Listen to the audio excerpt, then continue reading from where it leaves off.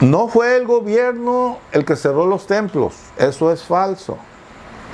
Fue una decisión del presbiterio de Colima, puesto de acuerdo con el obispo y con los líderes laicos. Fue una decisión de todos ellos. ¿Con qué idea? La idea de defender su libertad religiosa. ¿Estás preparado? Comenzamos.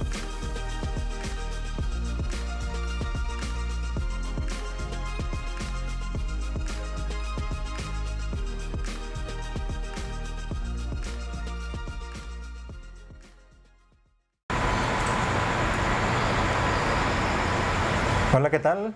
¿Cómo están todos? Una vez más nos encontramos en un capítulo de su podcast Voz de Libertad. El día de hoy tenemos a un invitado especial. Él es Abelardo Ahumada González, nacido aquí en el estado de Colima, reconocido profesor, historiador y cronista ya desde hace algunos años, décadas ya prácticamente. Y pues está el día de hoy acompañándonos en un tema muy especial. Pero primero preguntarle cómo está, cómo se siente el día de hoy.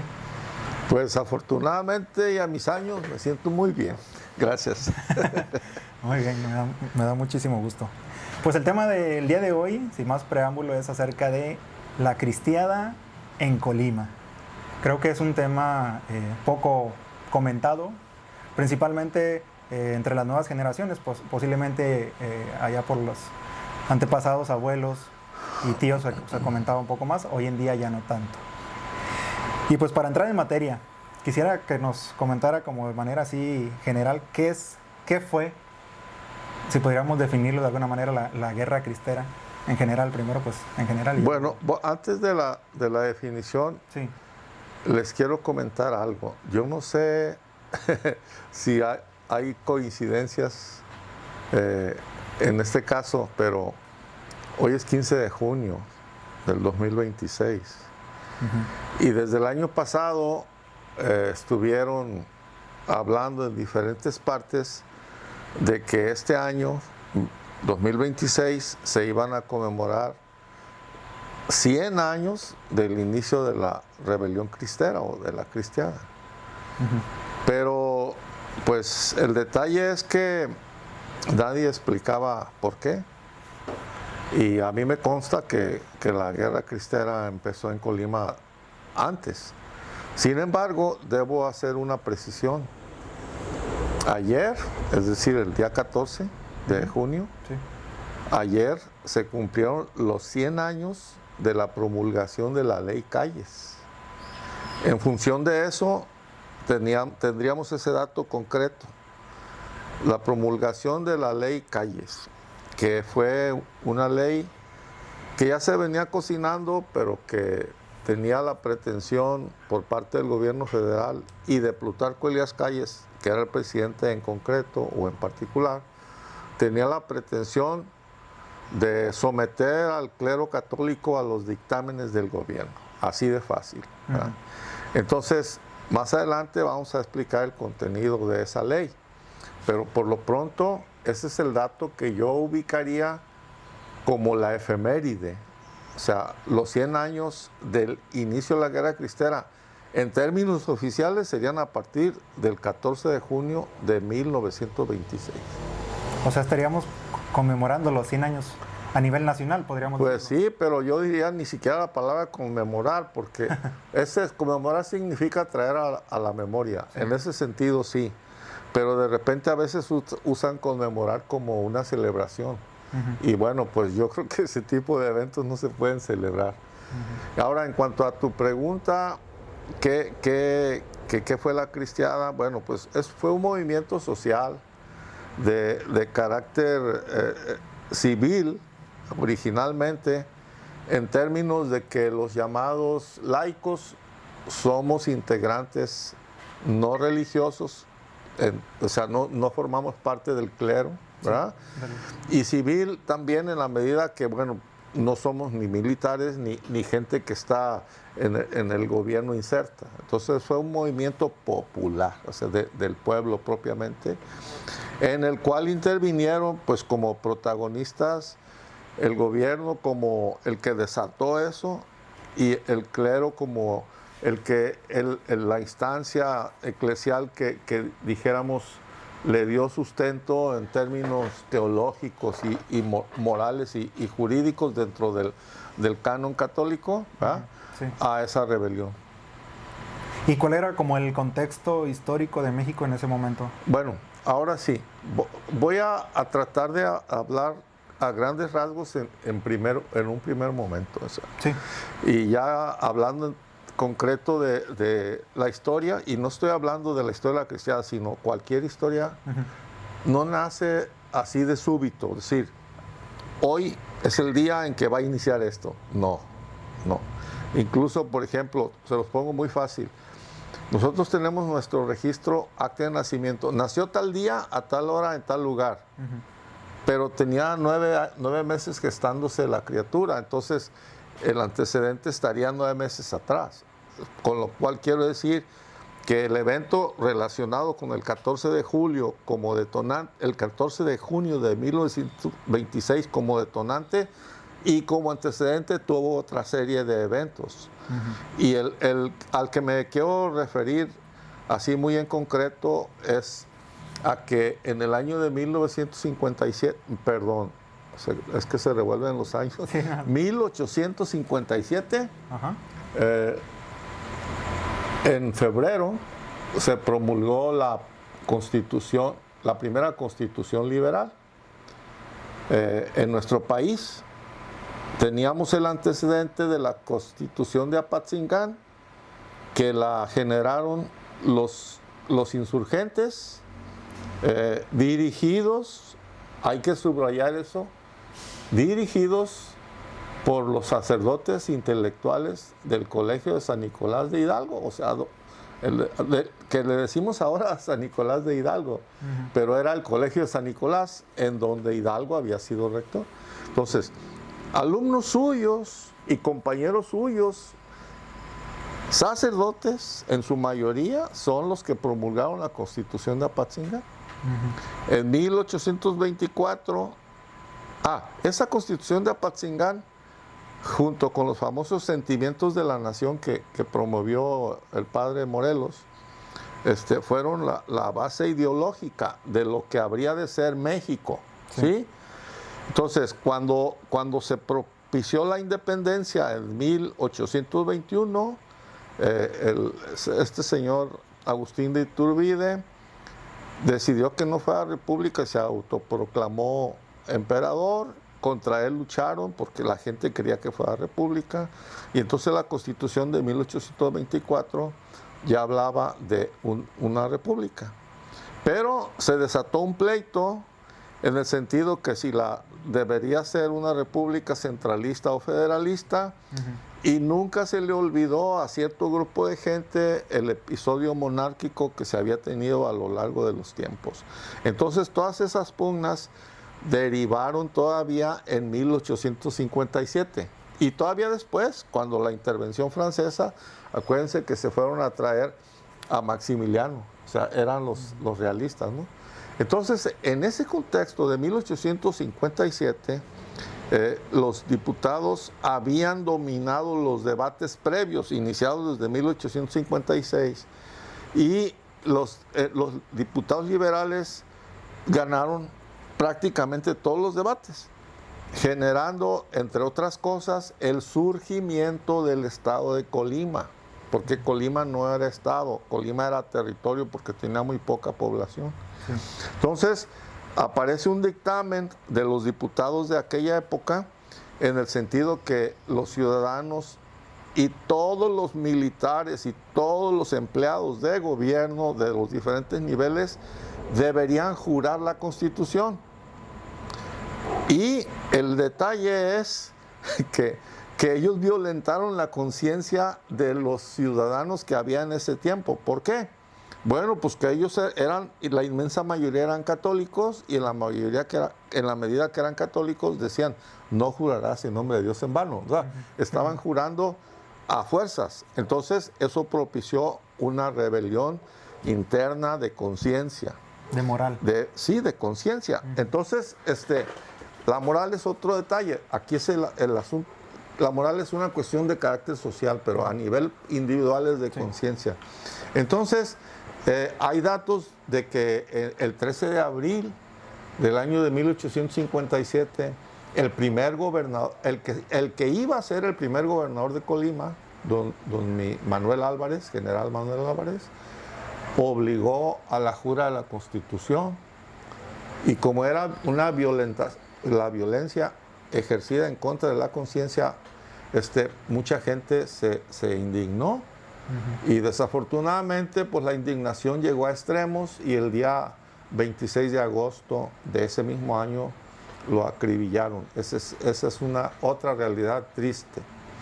Pero ahí empezó el conflicto, o sea, había una confrontación Iglesia-Estado, ¿verdad? Iglesia-Estado, iniciada, como dije antes, desde la promulgación de la Constitución Liberal, que pretendió limitar los poderes de la Iglesia.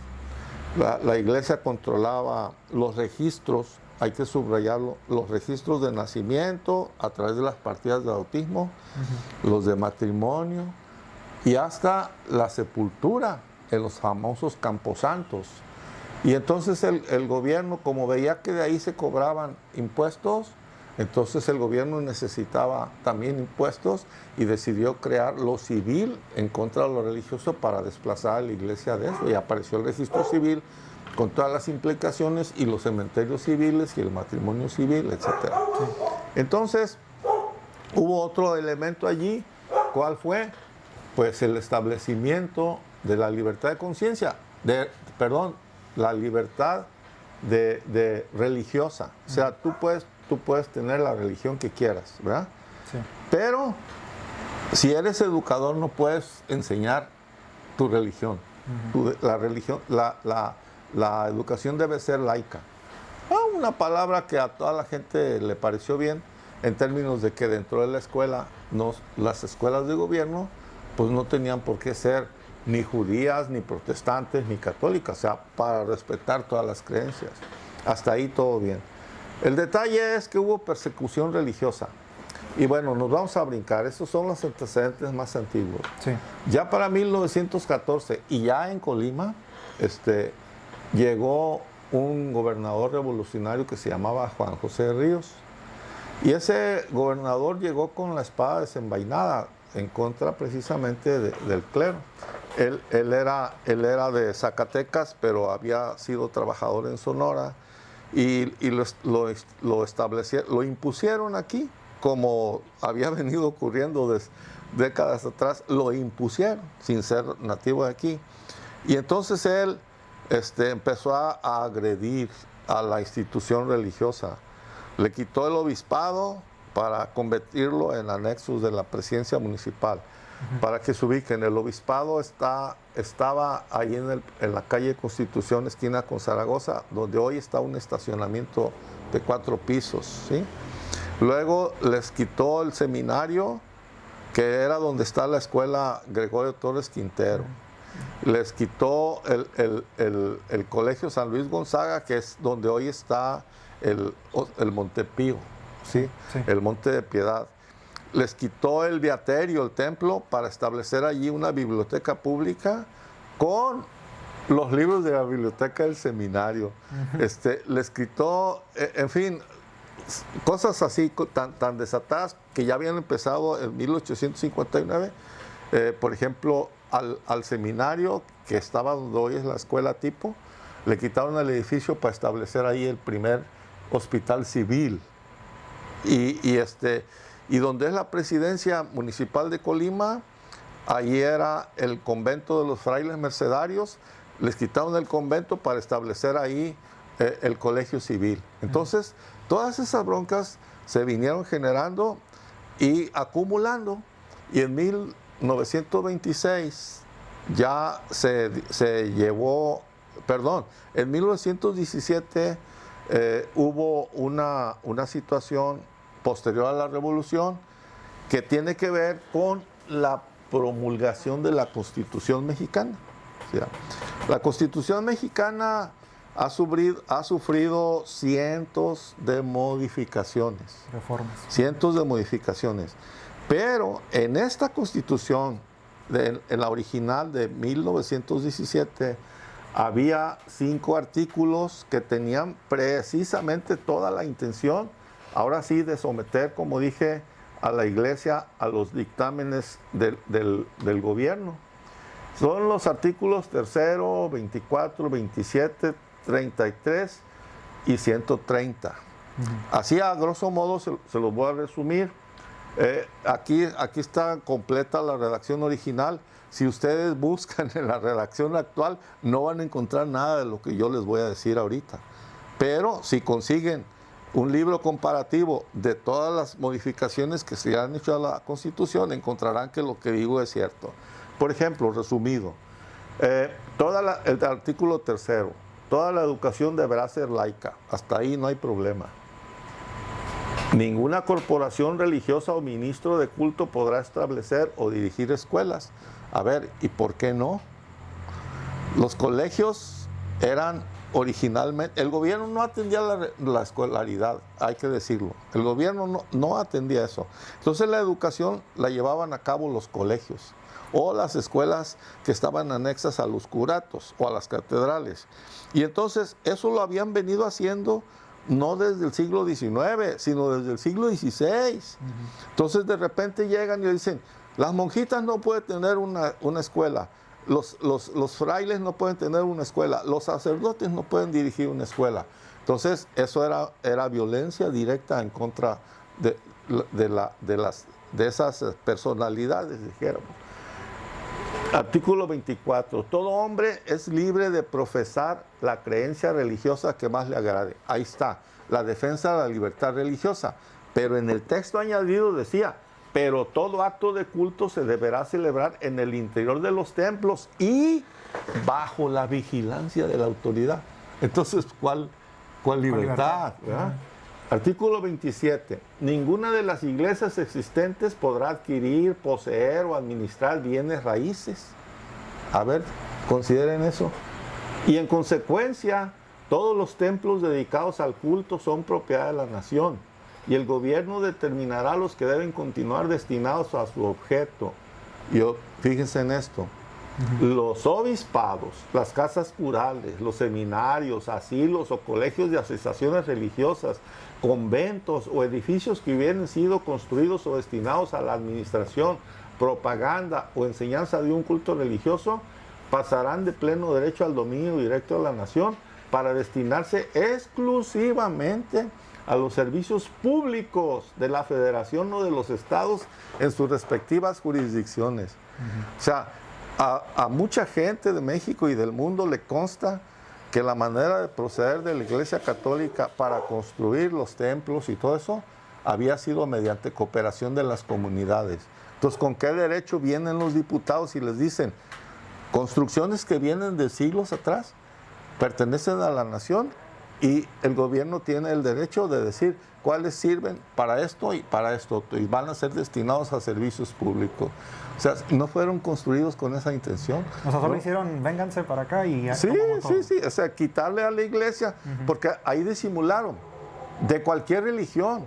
Pero pues, si el 99% eran católicos, ¿dónde estaban los seminarios de los judíos o los de los protestantes? No había. Entonces, todo era dirección, clero católico. Sí.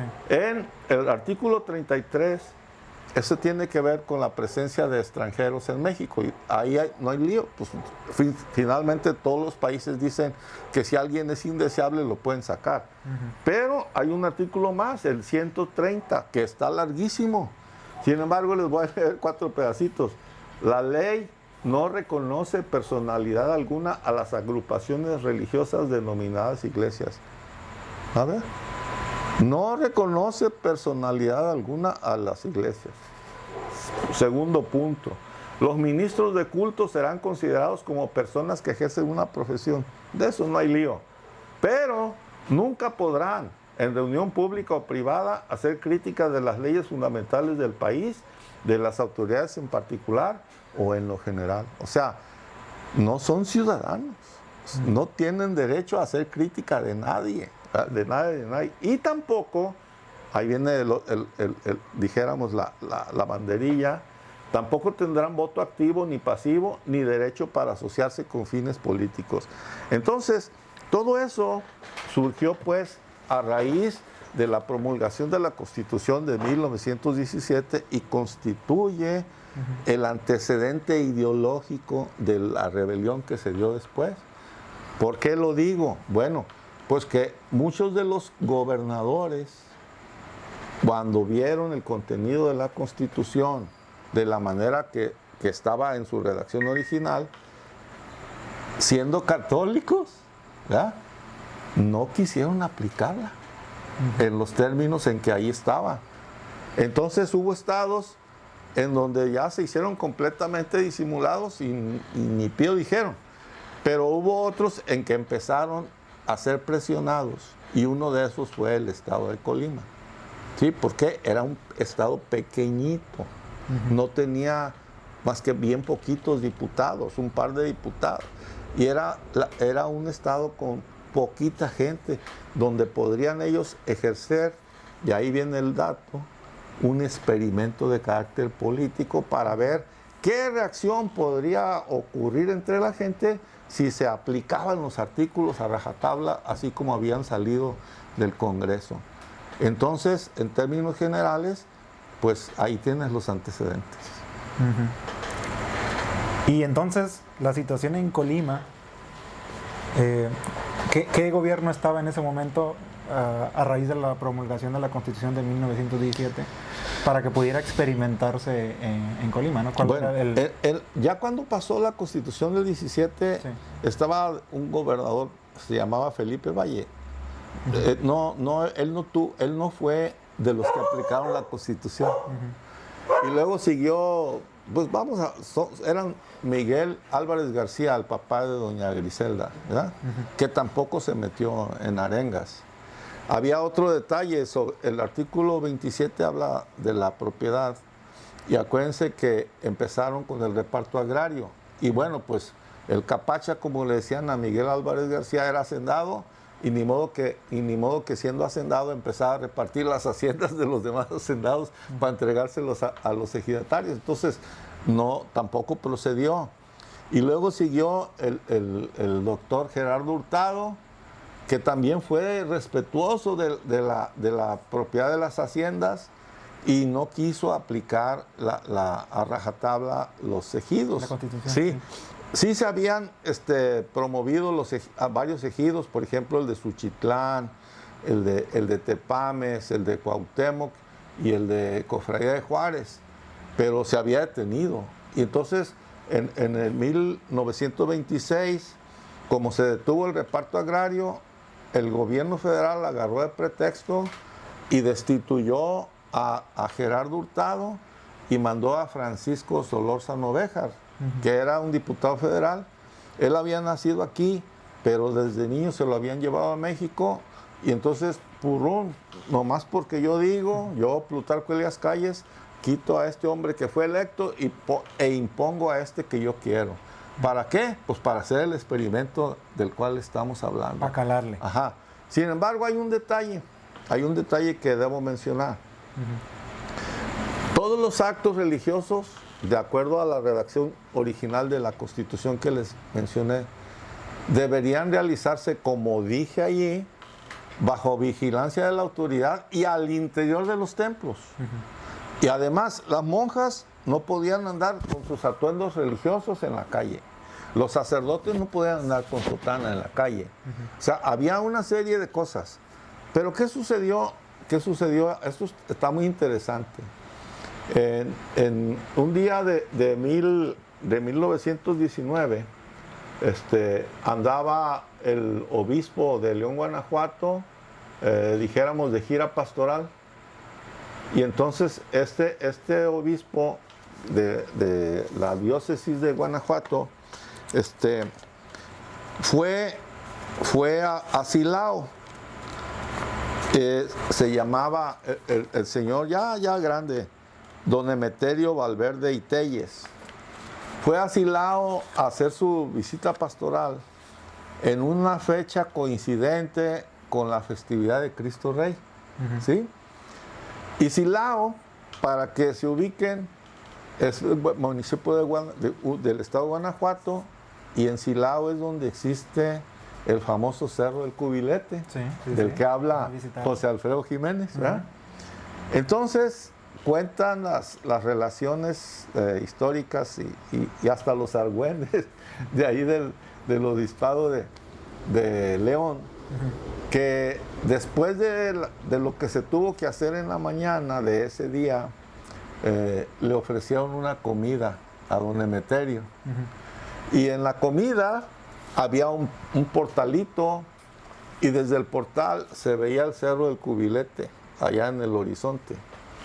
Y en esos días había andado una, ¿cómo se puede decir? Como una especie de idea que dónde estaría el centro geográfico de México, ¿verdad? Y se formaron agrupaciones y de gente de geografía y ese tipo de cosas, y para decir que dónde estaría el centro. Y uno, no, pues que está en Aguascalientes, que está en San Luis Potosí, pero se generó una comisión de geografía y estadística mexicana, y en Guanajuato la Comisión Geodésica de Guanajuato. Y ellos dijeron que el centro de la República estaba en el Cerro del Cubilete, ¿verdad? Entonces el obispo sabía eso, don Emeterio. Entonces, no faltó ahí quien en esa reunión, quien sacó estos datos que acabo de mencionar, y entonces dijo, no, pues aquí es el centro de México. Entonces dicen que el obispo dijo, qué bonito sería poder celebrar una misa en el Cerro del Cubilete, ¿verdad? Tomando en cuenta que ahí es el centro de México, para que Cristo Rey gobierne. Pues resulta que siempre hay, así como en el gobierno civil, también en el gobierno eclesiástico, siempre hay gente así como acomedida y media barbera y eso. Y no faltó a un sacerdote que se le ocurrió, se le quedó fija esa idea.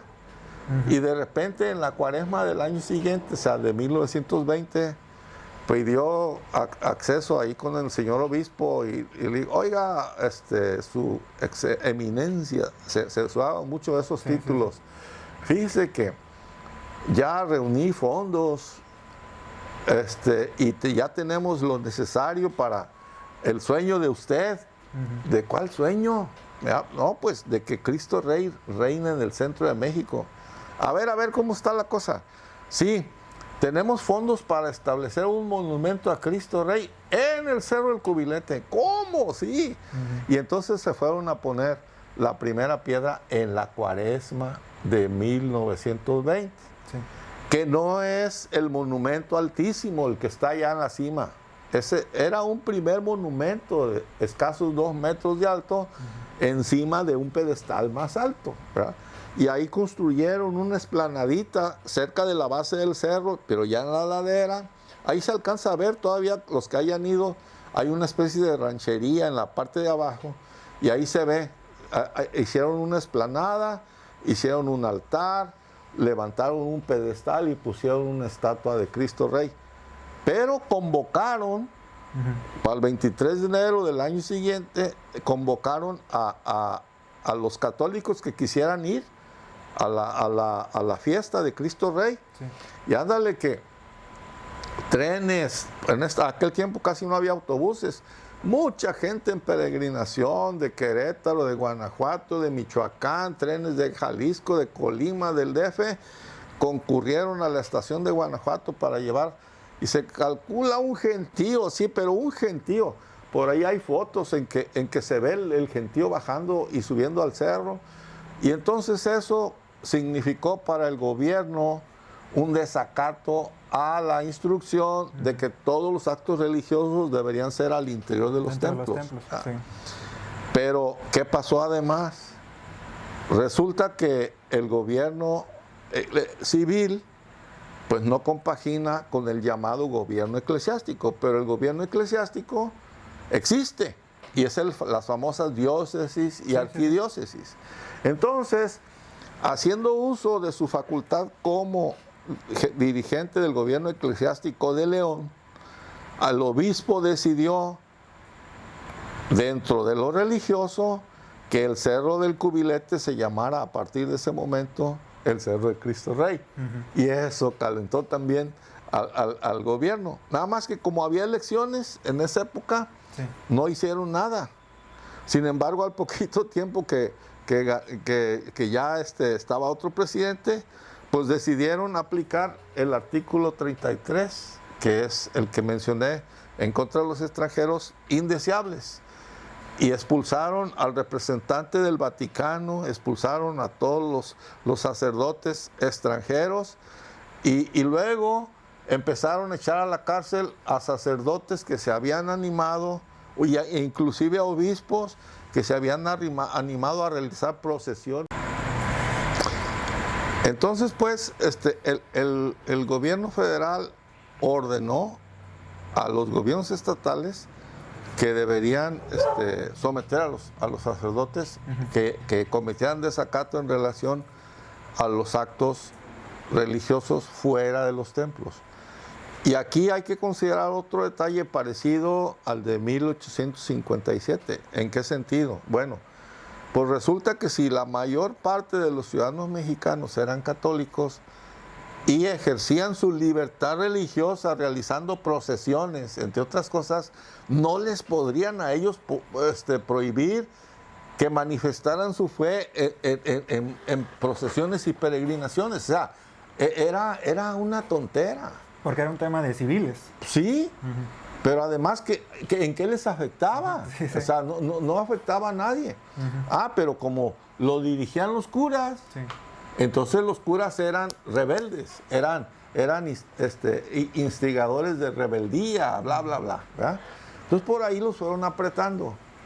Pero sucedieron cosas extrañas, hasta divertidas.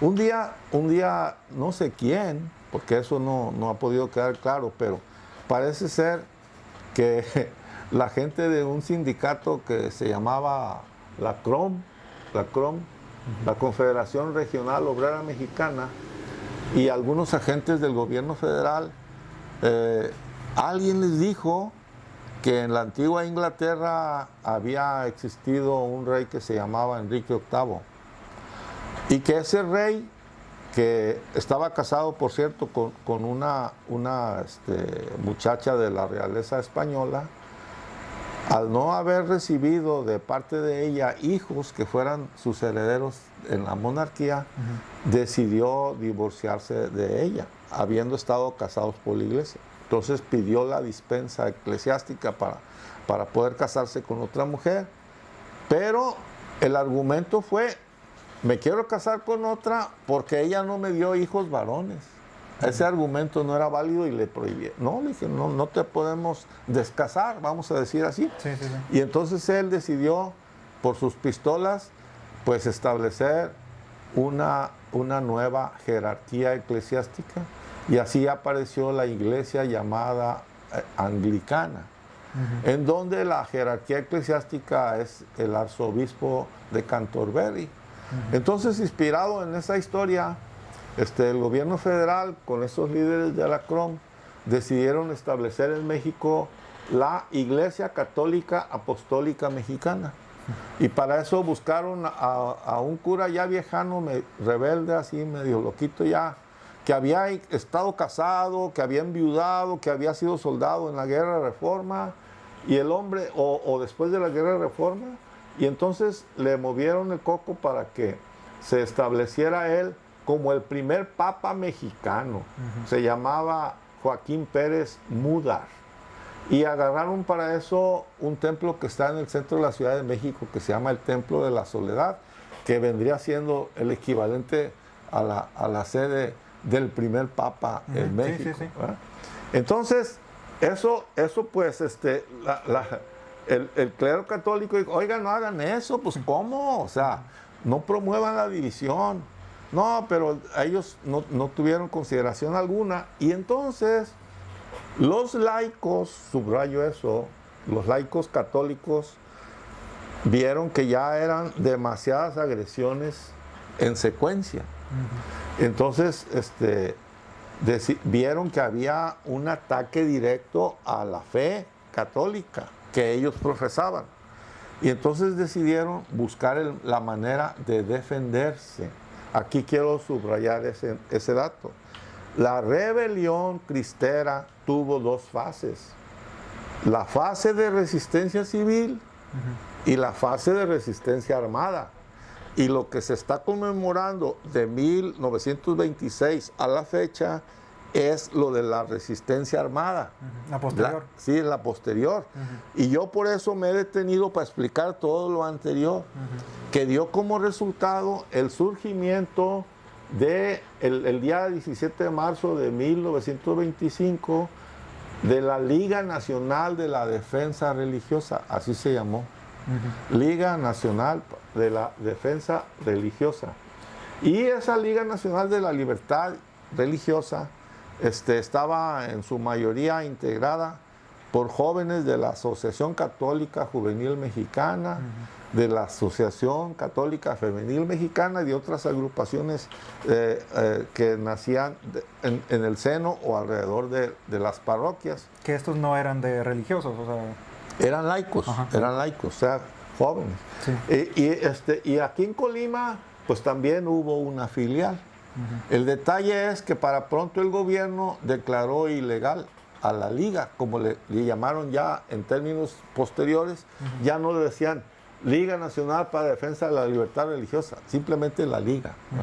Entonces la declaró ilegal y a la hora de convertirse en ilegal, pues se convirtió en clandestina. Sí. O sea, para esos efectos. Y empezaron a reunirse en domicilios particulares, incluido ya en Colima, los muchachos de la llamada ACJM, es decir, Asociación Católica Juvenil Mexicana, entre los cuales algunos de los promotores eran seminaristas, es decir, estudiantes del sacerdocio, pero que todavía no habían sido ordenados como sacerdotes.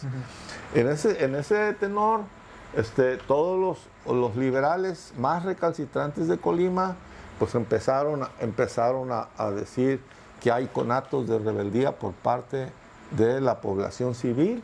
Y entonces el gobernador que acababa de llegar, ¿cómo se llama? Francisco Solórzano Béjar, empezó a presionar a esa gente e inclusive a los sacerdotes.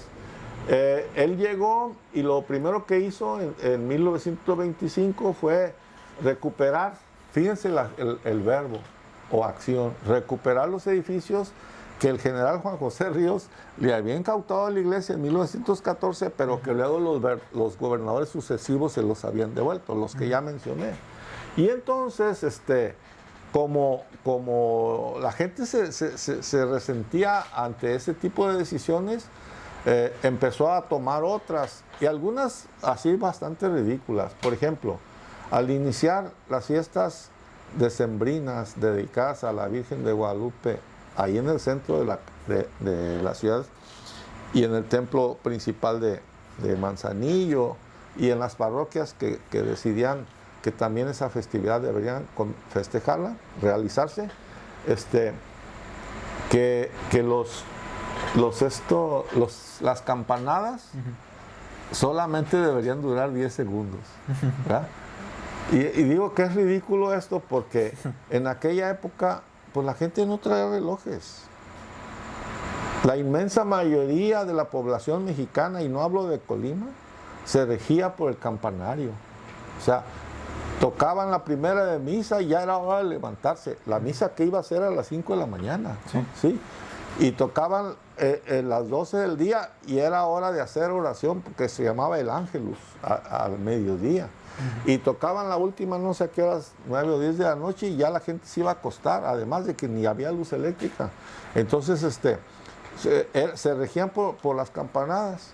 Y a la hora, dice él, las campanadas son muy enfadosas, nomás deben durar 10 segundos. No, padre, no, gobernador, ¿cómo es posible que...? No, pues así, ya lo ordené y así tiene que ser. Ah, pues mejor no campaneamos. Y eso propició el coraje de la gente. O sea, entonces, esa fue una primera decisión. Luego, cuando constató esa resistencia, el gobernador, ya siguiendo las instrucciones del experimento político que comenté, decidió emitir un reglamento de cultos y para eso sacó un decreto. Eso ya específicamente en Colima. Ya en Colima, mucho antes del 14 de junio de 1926. Por eso dije, la rebelión inclusive empezó aquí en Colima, antes de la ley Calles, ¿sí? Sí. ¿En qué consistió ese documento? Se llama el decreto número 126 y tiene 3 artículos, básicamente. Dice el artículo 1, en el estado de Colima el número máximo de ministros de cada culto religioso será 20. Fíjense la trampa de la redacción. El número de ministros de cada culto religioso será 20. No había ningún otro culto que no fuera el católico. O sea, por eso está la trampa en la redacción. Pero ellos querían disimularlo, o sea, como si hubiera muchos cultos. Entonces, artículo 2. El jefe del Poder Ejecutivo, de acuerdo con las necesidades regionales, designará el número de ministros que corresponda a cada una de las municipalidades. O sea, ¿con qué autoridad va a venir a sustituir al obispo y va a decir, aquí debe haber 5, deberá haber 3, etcétera? No, eso no se puede. Sin embargo, lo quiso hacer. Y dijo él, este decreto comenzará a surtir sus efectos a partir de la fecha de su publicación. ¿Cuándo se publicó? El 24 de enero de 1925. Entonces, tenemos que el obispo, que ya estaba muy anciano, de cualquier manera, se llamaba José Amador Velasco, ¿no? Él ya estaba viejito, pero no obstante ser un anciano, tuvo la valentía de sacar una carta en contra de ese decreto, que en resumen dice, esa lo hizo al día siguiente, porque el febrero, a la semana siguiente, el 24 de febrero se proclamó el decreto y el 1 de marzo, 7 días después, salió el obispo con esta redacción que dice, aunque mi carácter sagrado de obispo de Colima no esté reconocido por las leyes que nos rigen, tengo ante la Santa Iglesia y ante mi conciencia la estricta obligación de dirigirme a esa honorable Cámara y a ese Poder Ejecutivo para manifestarles mi absoluta inconformidad con el decreto expedido el 24 de febrero pasado, en el cual se reduce el ya escaso número de sacerdotes que hay en Colima. Aquí es bueno puntualizar un dato. Mucha gente no se fija en esto. La diócesis de Colima fue erigida en el año de 1881, el 11 de diciembre, por el Papa León XIII. Y en aquella época abarcaba grandes extensiones de los actuales estados de Michoacán, Jalisco y todo Colima. Como para que sea una idea, Cualcomán, Michoacán, pertenecía al obispado.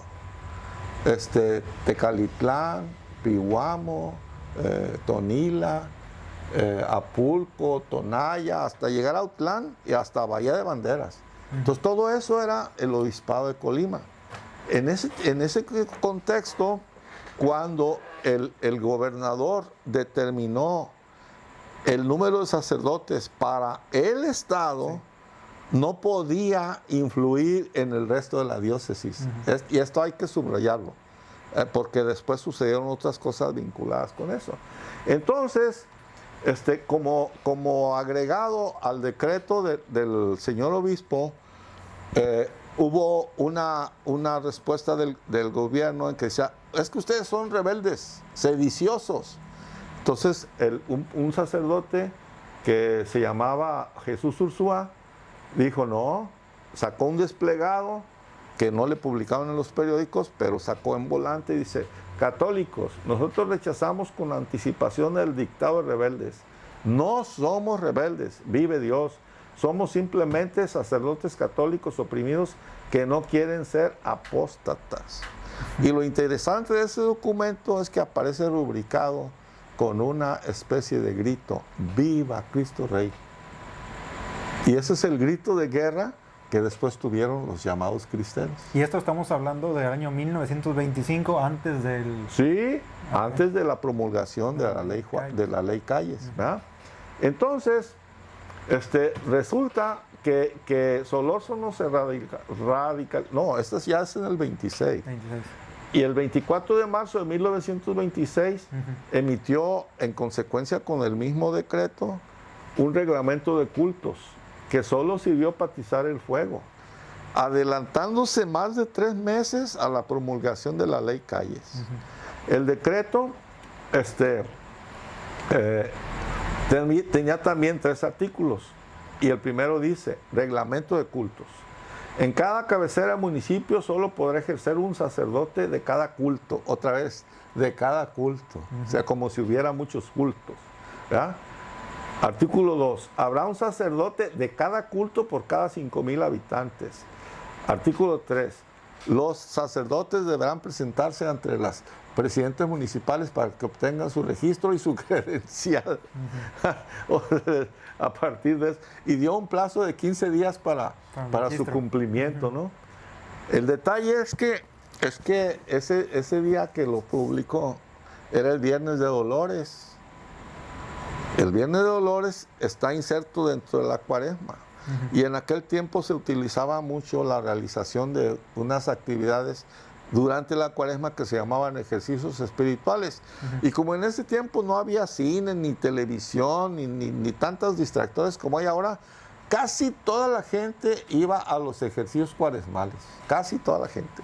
Ahí se hablaba las historias de la Biblia, se hacían reflexiones relacionadas con la pasión de Cristo, todas esas cosas. Y entonces, cuando llega el Viernes de Dolores, que es el viernes anterior al Viernes Santo, pues ese decreto les cayó no como un balde de agua fría, sino como balde de agua hirviendo a los católicos, ¿sabes? Porque era la suma de una serie de cosas que se venían a manifestar allí como un resumen, ¿verdad? Entonces se decidió que se realizara una marcha meeting, de las primeras marchas mítines que hubo, que iba a salir desde el Jardín Núñez hasta Palacio de Gobierno, y se programó para el primer lunes después de la Semana de Pascua. Se dejaron que pasaran todos esos días, y fue el lunes 5 de abril. Entonces,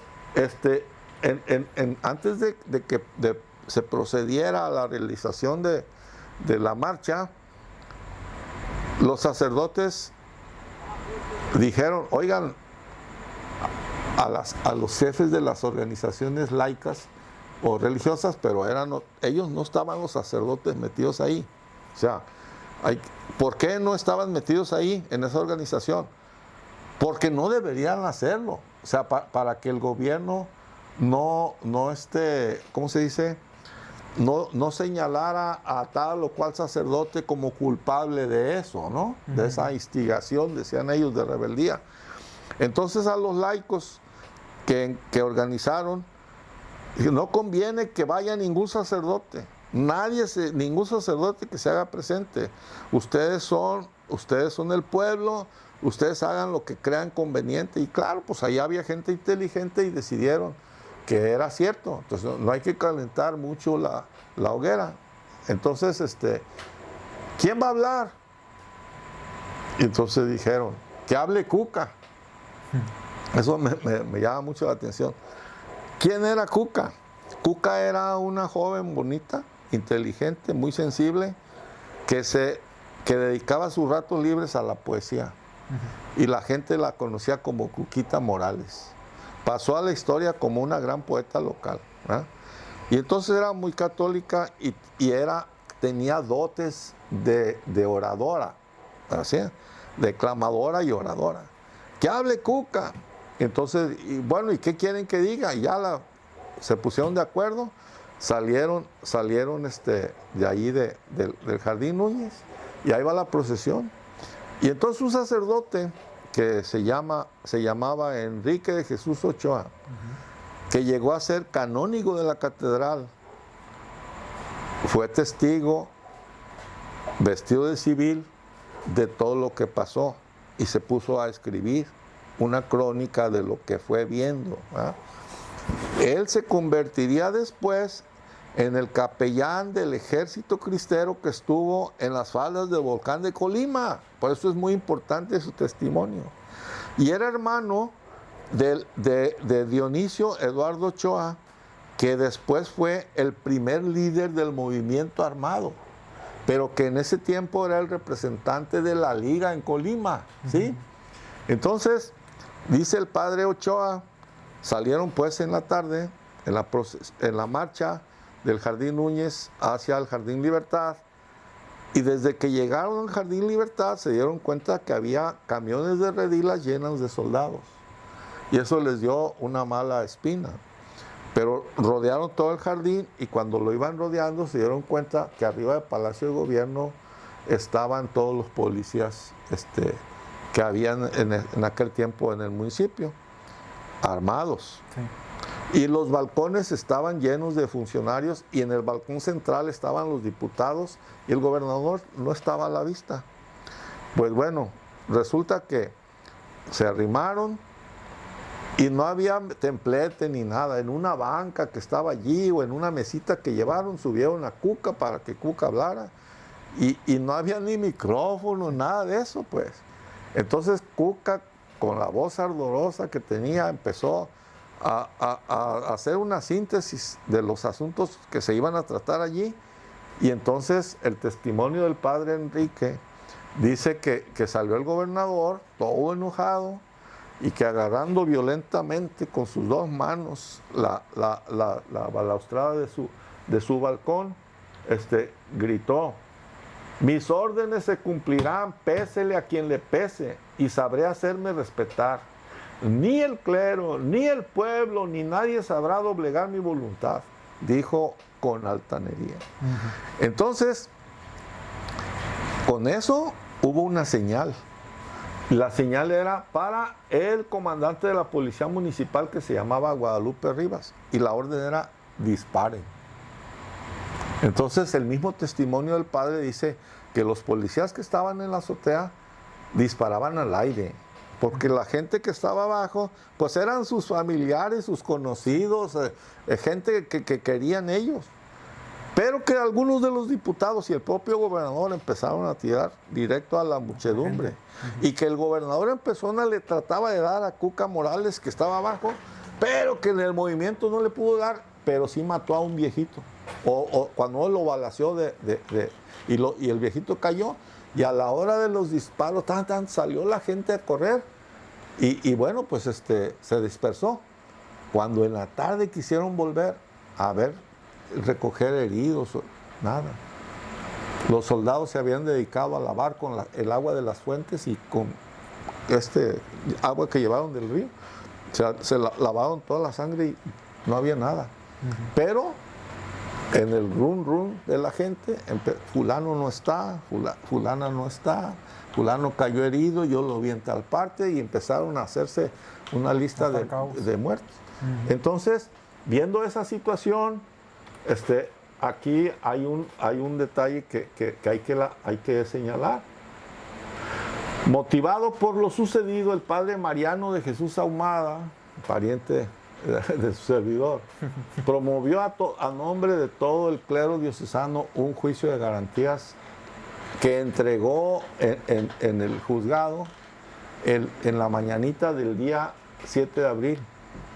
Pero se negaron siquiera a recibirlo.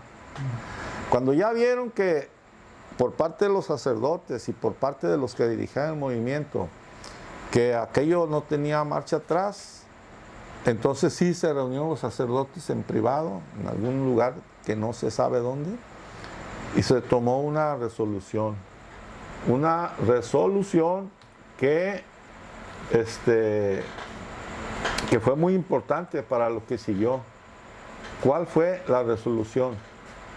A partir de ese día se declaró la suspensión del culto en todos los templos del Estado, no de la diócesis. ¿Sí? Subrayo ese dato. Entonces, no fue el gobierno el que cerró los templos, eso es falso. Fue una decisión del presbiterio de Colima, puesto de acuerdo con el obispo y con los líderes laicos. Fue una decisión de todos ellos. ¿Con qué idea? La idea de defender su libertad religiosa para presionar al gobierno a través de eso. Entonces, hubo otro acto más. Primero hay que considerar un detalle, o sea, ya la Cuaresma la gente había estado en zozobra. Cuando la balacera se incrementó el susto, ¿sí? Pero luego hubo otro detalle. Cierran los templos y la gente se sintió desamparada. El culto público se suspendió. Entonces empezaron a realizar el culto pero en casas, escondiditas. Pero decretaron otra cosa, los católicos de Colima, una acción que nunca se había realizado. Me parece que la palabra es francesa, se llama el boicot, que consistía en que se pusieron de acuerdo en que no iban a comprar más que lo indispensable para comer, pero cosas de costura, ropa, zapatos, muebles, cualquier cosa, nada, no compre nadie nada que no sea absolutamente necesario. No se suban a los tranvías, no se suban a los camiones, no paguen impuestos, o sea, todo lo que pudieran para presionar al gobierno con su no participación. Entonces, a los 2-3 días, los comerciantes empezaron a rechinar y fueron ante el señor obispo. Fueron al gobernador. Y, oiga, gobernador, pues, ya bájele, estamos batallando, nos estamos afectando. No, yo no. Vayan con el obispo a ver qué dice. Y entonces fueron con el obispo y se me hizo muy chistoso lo que dijo. Que ya después de escucharlos, está bien, díganle al señor gobernador que derogue el decreto y ya verán que todo se va a arreglar como por acto de magia, ¿verdad? Eso dijo el viejo, pues que sí. No, hombre, y entonces ya empezaron las persecuciones. Y entonces resulta que aquí viene la parte triste, o sea, la parte triste comenzó cuando el gobernador se negó a retractarse. Pero en eso llegó 14 de junio. Y entonces se promulgó la ley Calles. Y si ustedes revisan la ley Calles, en esencia tiene el mismo articulado del decreto y del reglamento de cultos de Colima. Y en ese momento entonces nos dimos cuenta o podemos llegar a la conclusión de que en efecto había sido un experimento de carácter político. Y hasta ahí surgió el asunto de la rebeldía legal. Lo de la cuestión armada, pues ya lo platicaremos otro día. El tema civil. La rebelión armada, lo platicaremos otro día. Hasta ahí la resistencia civil contra la violencia en contra de la libertad religiosa. Pues ya estamos concluyendo el día de hoy con prácticamente los antecedentes en nuestro estado de Colima, que me parece bastante interesante. Creo que es una gran historia que debemos conocer todos los de Colima. No sé si quiera dar algún mensaje respecto de esta historia para la gente que va apenas como conociendo, indagando. Bueno, esto es historia, y la historia nos dice que hay que conocerla para no repetir errores. O sea, ojalá que nunca vuelva a haber otra rebelión y que no se cometan errores ni por parte del gobierno, ni por parte de los laicos, ni por parte del clero, porque después hubo mucha sangre derramada de manera abusiva en un lado e inocente del otro. O sea que hubo víctimas, muchas víctimas. Colima perdió una gran cantidad de habitantes y eso no se debe volver a repetir. Muy bien. Pues muchísimas gracias, primero que nos recibió aquí en su casa, el señor Abelardo. Muchísimas gracias por recibirnos y pues esperamos, déjenos en los comentarios qué les pareció el tema, si quieren saber algún detalle un poquito más directo del tema, pues coméntenlo y síganos en nuestro canal de YouTube, Voz de Libertad del podcast, el podcast y nos vemos en la próxima. Adiós.